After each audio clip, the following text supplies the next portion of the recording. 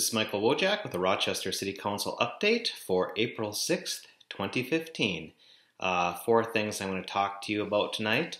I do have to give a tip of the cap to our new council member, Nick Campion.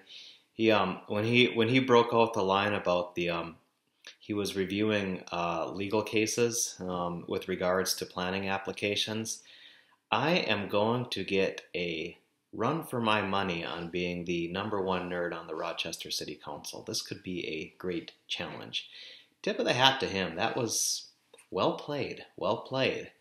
Other things going on tonight. Those of you that saw the open comment session would have seen some discussion of there's a small drug possession case in one of the southwest neighborhoods, and obviously the City Council didn't comment on it, nor are we going to comment on anything that's currently pending in the court system right now. But we are certainly aware of that. Next up, we did in fact purchase the Chateau Theater tonight, or at least began that process. A couple things to keep in mind. $6 million is the price tag to get the building. I'm guessing it's going to be another $2 to $4 million to actually get it back to a more functional state. And then ideally, I'd like to see the building operated by something similar to the Hennepin Theater Trust, some sort of group that can maximize the utility of the building. I've gotten many comments and read many letters about exactly which organization would be best to use that, but I think that it's a community amenity, and my hope is if we're truly successful with this building will be operating from morning to night with varying performances of different types. Hopefully it's a venue that different arts groups and performance groups within the community can aspire to perform in. A lot of my daughter was involved with Words Players Theater. A lot of the theater companies in town, it's something that they could potentially use from time to time. We could potentially show movies there. The key thing is to really maximize our return on this community asset. We need to make sure that a wide variety of different arts organizations, performance groups are able to utilize this facility from time to time, and also perhaps special events within the city or within Mayo or Destination Medical Center can use it as well. One big caveat, however, to the purchase of the property. We are not going to commit to the purchase, at least I'm not going to commit to the purchase until the DMC folks have committed to ensuring that the dollars that we're going to be using for the acquisition and eventual repair of the facility are done with our $128 million DMC contributions. We simply do not have the funds in any other place. It is the only way that we can make that investment work financially. So it's absolutely critical, and I laid it out that in the next 60 days we need clear direction from DMC that this is in fact going to be part of the plan and that can be our funding source to acquire the building. Next up, we had a list brought to us from the Heritage Preservation Commission. Certainly not total agreement within the community, but it's a step forward. We accepted the report. That doesn't change anything. We are going to host a public hearing. But really, I think that the positive steps are there are a few buildings that everyone agrees that are historically significant parts of this community, and there's a large number of properties that were under discussion that frankly everyone agrees we can remove from the list right now. My understanding is there's maybe 100 or two properties that there's disagreement on between the HPC, the Conservancy, other people with interest in the community. I'm certainly one of them. I believe that the historic district on South Broadway and 3rd Street and 4th Street and a little bit of 1st Avenue, I think there are some really historic buildings that we ought to give some level of protection to.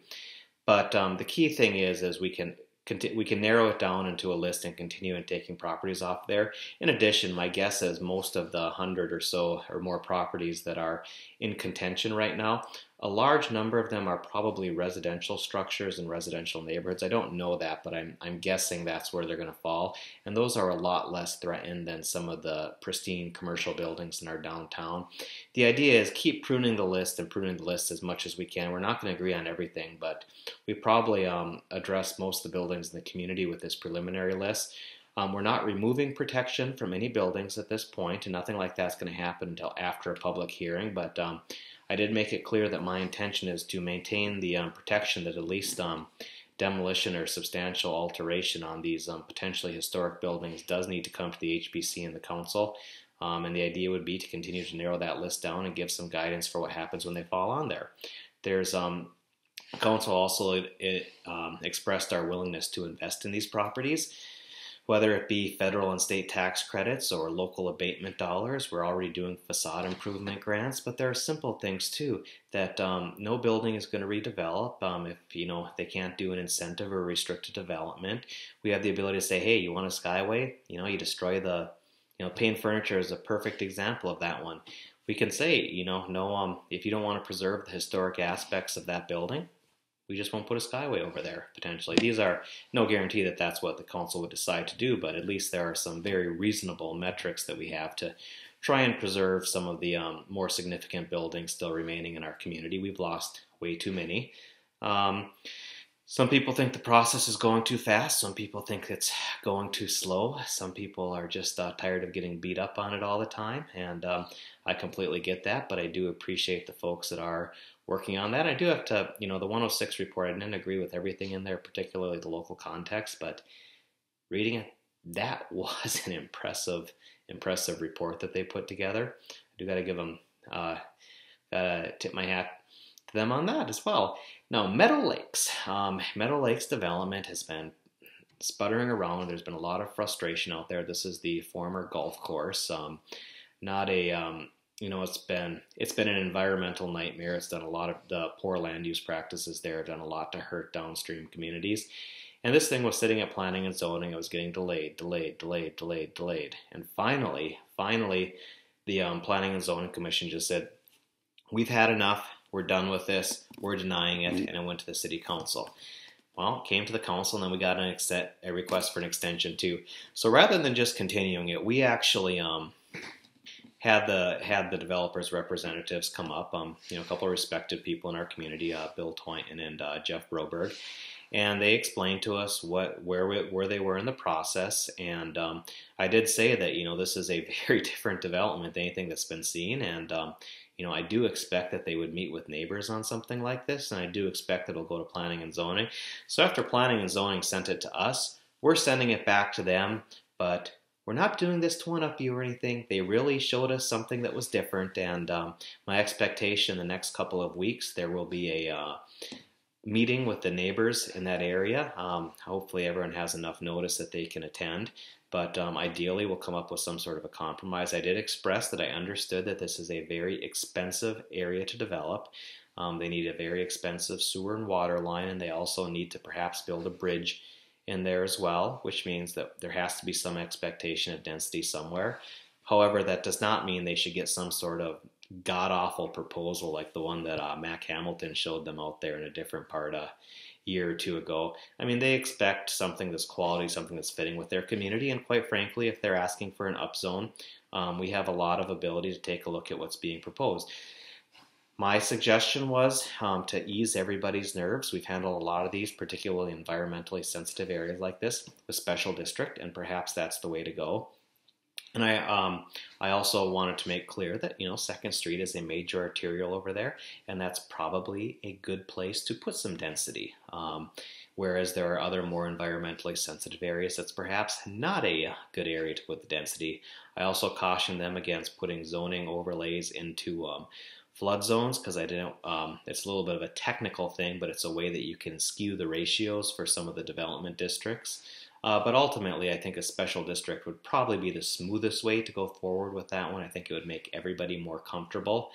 But the bottom line is these never-ending meeting continuations that the neighbors don't know about and show up, they are coming to an end. I also think that there is great potential in that area, and I do think it's a way of continuing our green space and trail system eventually further out to the west. But we got to get some things done right there, and for the sake of the folks on the Interlock and the folks on the former golf course out there, I want to do something that's developable in the community, but also very respectful of the neighbors and very well done, befitting of the area that it's in. So hopefully the neighbors will actually see something for the first time ever, and we'll get some good progress on that. those were really what was going on. I did have a little fun with the city attorney. God knows he's probably corrected me 7,000 times in the last 7 years, and he, uh, he had brought up today that in our 120-day comment period for Meadow Lakes that 55 days had passed, so there were 75 left, and I told him I agreed with his assessment but disagreed with his mathematics, since 120 minus 55 was 65. And then, most importantly, I got to say the line, hey, I don't practice law, you don't practice mathematics. That was a lot of fun. So now he's only up on me like 5,000 or so. So anyway, thanks for watching. As always, send me any questions that you have, and I will catch you next time.